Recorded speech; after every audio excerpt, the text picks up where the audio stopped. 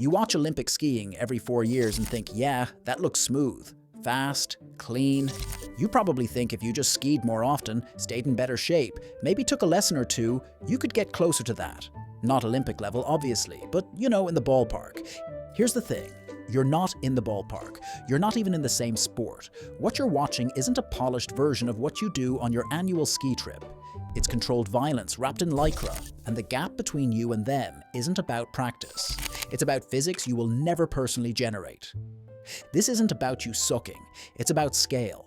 Olympic alpine racing operates at biomechanical extremes that require years of neuromuscular training most people will never touch, even if they ski every weekend for decades. Edge angles beyond 60 degrees, forces 2 to 3 times body weight slamming through your legs in fractions of a second, speeds where a mistake doesn't just mean a fall, it means a tumbling, bouncing disaster at 70 miles per hour on ice.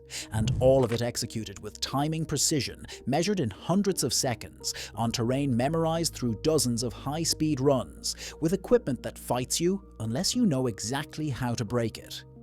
By the way, my name is Patrick. If you like the sort of content I'm making here, go ahead and hit that subscribe button. It helps out a lot. Now back to the video. Let's go back to when skiing felt simpler. Not actually simpler, just less visible. You'd watch the Olympics, see someone carve through gates, think that looks hard, and move on. There was no slow-motion breakdown showing the ski bending like a suspension bridge under load, no biomechanics overlay showing forces equivalent to a car crash happening in every single turn. You respected it because it was fast and looked dangerous, but you didn't really understand what you were seeing. That ignorance was kind of nice. You could enjoy your own skiing without feeling like you were playing a completely different game. But then cameras got better, footage got slower, and suddenly you could see exactly what was happening. And once you see it, you can't unsee how far outside normal human movement this actually is. Here's what modern Olympic slalom, or giant slalom, actually involves. The racer is moving at 40 to 70 miles per hour, depending on the discipline and pitch. They're not making smooth, rounded turns like you do when you're linking groomers and feeling good about yourself. They're initiating a turn, dropping their center of mass inside the arc, tipping the ski onto an edge angle that regularly exceeds 60 degrees from horizontal, and loading that edge with enough force that the ski carves a clean line through ice-hard snow without skidding. That edge angle, by the way, is measured from the snow surface to the base of the ski. 60 degrees means the ski is almost perpendicular to the hill. You're not doing that.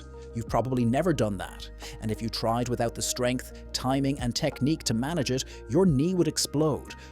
While that ski is carving, the racer's body is experiencing forces of 2 to 3 G transition from one turn to the next. That's 2 to 3 times their body weight slamming through their legs and core in the time it takes to blink. Not once, every single turn. A slalom course has 55 to 75 gates. A giant slalom course has 45 to 65. That's dozens of repetitions of loading and unloading forces that would flatten most people's legs if they tried it cold, and this is happening on a surface that's been injected with water multiple times to create race hardness ice. It's not the soft, forgiving packed powder you cruise on. It's a skating rink tilted at 20 to 45 degrees, and if your edge lets go for even a moment, you're gone. Now let's talk about downhill, because that's where the speed really separates this from anything you'll ever experience. Men's downhill racers regularly hit speeds above 80 miles per hour. Women exceed 68. The courses drop 800 to 1,100 meters vertically over 2.5 to 4.5 kilometers of terrain. That terrain includes compressions where the pitch changes suddenly, and the racer goes from flying through the air to absorbing massive impact forces as they land and transition back into a tuck. It includes gliding sections where they're trying to minimize drag while staying balanced on skis that are longer and stiffer than anything a recreational skier would ever use. And it includes steep fall-away turns where they're carving at high speed on ice while managing descent angles that would make most people freeze up and bail. Here's the thing about those turns that most people miss. Recreational skiers finish their turns below the fall line. That means by the time they're done turning, they're pointed slightly across the hill, or even a bit uphill, which slows them down. It feels controlled. It feels safe. Olympic racers finish their turns at or above the fall line.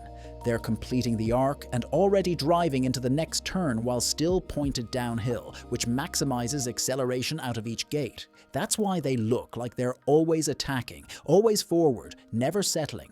Because they're not trying to control speed the way you do. They're trying to maintain or build it while still making the gate. The psychological difference alone is massive. You're skiing to not crash. They're skiing to go faster while not crashing. Totally different intent. Totally different outcome. And all of this assumes they know the course, which they do because they've memorized it. In slalom and giant slalom, racers side-slip the course 2 or 3 times during inspection, visually recording every gate, every transition, every subtle pitch change. In downhill, they get multiple training runs over several days, learning where the compressions hit, where they'll catch air, where the snow tends to be faster or slower.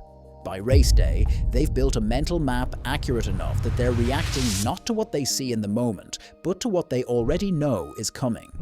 You're reading the terrain as you ski it.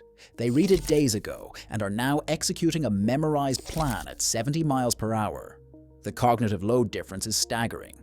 Then there's the equipment, which is not just a better version of what you're using. It's designed for a totally different purpose. Olympic slalom skis are shorter and have a tighter turning radius, but they're stiffer and require way more force to flex and engage. Giant slalom and downhill skis are longer, even stiffer, and shaped to reward aggressive, high-speed carving. If you put a recreational skier on Olympic slalom skis and told them to just ski normally, they'd struggle. The skis wouldn't turn easily. They'd feel unstable. They'd demand precision and power most people don't have. Olympic skis are tools built for a specific job, and that job is surviving and thriving under forces that would destroy normal skis and normal bodies. Let's talk about the neuromuscular side, because this is where the years of training really show up. Olympic racers have developed proprioceptive feedback loops and fast-twitch muscle recruitment patterns that let them process terrain, initiate movement, and adjust balance in fractions of a second. When they hit a gate wrong or the snow changes texture mid-turn, their bodies correct before their conscious brain even registers the problem. That's not talent. That's tens of thousands of hours of sport-specific repetition starting from childhood. Most Olympic-level skiers began specialized training between ages 6 and 10.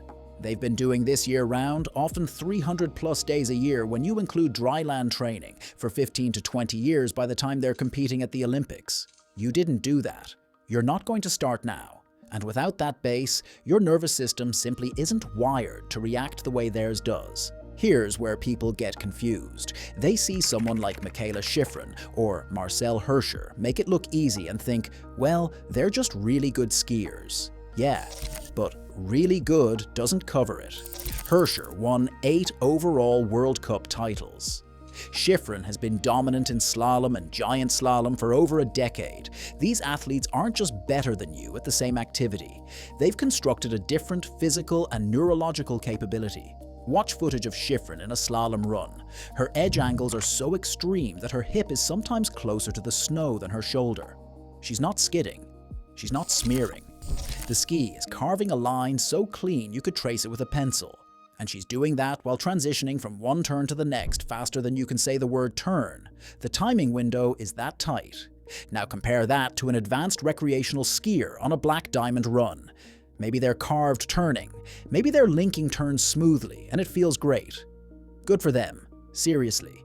But watch the snow. Most recreational skiers, even good ones, are skidding or smearing at least part of the turn.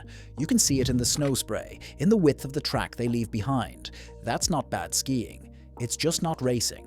A carved turn leaves 2 thin lines. A skidded turn leaves a brushed, wider path. The difference is visible and measurable. And the reason recreational skiers skid isn't because they don't know better. It's because achieving a pure carve at speed on varied terrain requires edge angles, balance, and strength most people don't have. It's not a technique problem, it's a capability problem.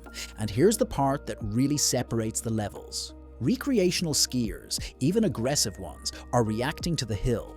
They see a steep section. They adjust. They feel their speed pick up. They check it. Olympic racers are anticipating, not reacting. They know from memorization and from years of pattern recognition exactly what's coming, and they're already setting up for it before it happens. That's why their movements look so fluid. It's not because they have more time, it's because they've compressed the decision-making loop to the point where it looks like instinct. But it's not instinct. It's pattern recognition built through repetition at a volume most people will never approach.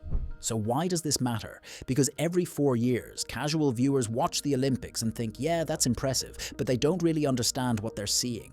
They see smooth. They see fast. They don't see the edge angle. They don't see the G-forces. They don't see the years of conditioning that allow a human body to absorb that punishment and keep functioning. And because they don't see it, they underestimate it. They think the gap is smaller than it is. They think it's about skill, and skill is something you can learn. But this isn't just skill. It's biomechanical adaptation. It's the ability to generate and withstand forces that most people's bodies will never be asked to handle. Here's the kicker. This isn't about discouraging you. You can be a great skier and never approach Olympic levels. You can have fun, ski hard terrain, feel fast, and be legitimately good. That's all real, but it's important to understand that what you're doing and what they're doing are not on the same spectrum. It's not like they're at a 10 and you're at a 5. They're playing a different instrument, and recognizing that doesn't make your skiing less valid. It makes their skiing more impressive, because once you understand the forces involved, the timing required, the years of training it takes to make a body capable of that kind of output, you stop thinking of Olympic skiing as better weekend warrior and start seeing it for what it is. A brutal, aggressive, highly specialized athletic discipline that looks graceful because the people doing it have spent their entire lives learning how to make violence look smooth. You're not going to carve at 60-degree edge angles. You're not going to finish your turns above the fall line at 50 miles per hour on ice. You're not going to absorb 2 to 3 Gs every 3 seconds for 90 seconds straight and stay on your feet. And that's fine. That was never the point of your skiing. But now, when you watch the Olympics, you'll know what you're actually looking at. Not just speed, not just skill, controlled violence, biomechanical extremes wrapped in techniques so refined it looks easy. And the next time someone says, yeah, I could probably do that if I trained more, you'll know exactly why they couldn't. Because the gap isn't about training more, it's about training differently, starting earlier, and building a body capable of things most people will never ask of theirs. Olympic skiing isn't recreational skiing turned up, it's a different species, and once you see that, you can't unsee it. Hey there! If you enjoyed the video, go ahead and leave a comment telling me what you'd like to see covered next. This was Patrick, and as always, thanks for watching.